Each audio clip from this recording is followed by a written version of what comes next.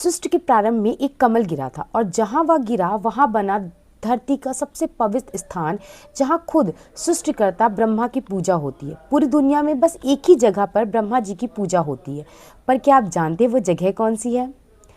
सृष्टि के प्रारंभिक युगों में जब धर्म कमजोर पड़ने लगा था और अधर्म अपनी सीमाएं तोड़ चुका था, तब जन्म हुआ एक ऐसे राक्षस का जिसका नाम ही भय का पर्याय बन गया, वज्रनाभ। उसकी शक्ति ऐसी कि इंद्र का वज्र भी पिघल जाए। उसकी हंसी से पर्वत कांपते और देवता भयभीत होकर भागते फिरते। तभी देवता पहुंचे ब्रह्मा जी के पास। कहा, हे सृष्टिकर्ता, आपने हमें बनाया, अब हमें बचाइए। ब्रह्मा जी मौन हो गए। उनकी आंखें बंद हुई और उनके हाथों में प्रकट हुआ दिव्य तेज, मानो सृष्टि की सारी ऊर्जा उसमें सिमट गई हो। उन्होंने कहा, जब अधर्म बढ़ जाए तो सृजन भी विनाश का अस्त्र बन जाता है।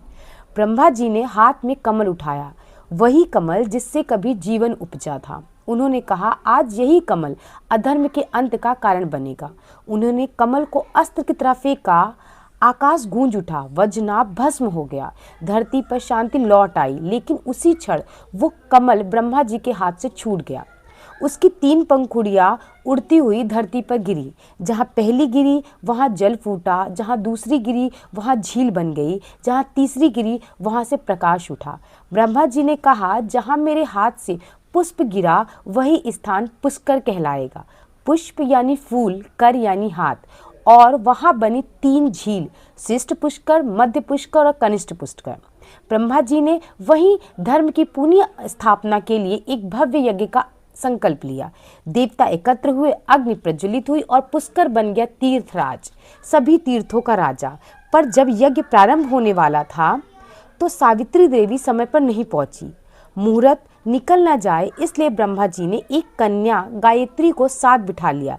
जब सावित्री पहुंची तो यह देखकर उन्होंने क्रोध में कहा, अब तुम्हारी पूजा सृष्टि में कहीं नहीं होगी, सिर्फ यही पुष्कर में। और तभी से आज तक ब्रह्मा जी का एकमात्र मंदिर पूरे ब्रह्मांड में सिर्फ एक ही है, पुष्कर, जहाँ से सृष्टि ने धर्म को पुनः जन्म लेते देखा था। अगर आपको पुष्कर की यह रहस्यमय कथा पसंद आई हो तो कमेंट में ब्रह्माय नमः लिखें, और जो पुष्कर से देख रहे हो पुष्कर टाइप कर ब्रह्मा जी के चरणों में नमन अर्पण करें।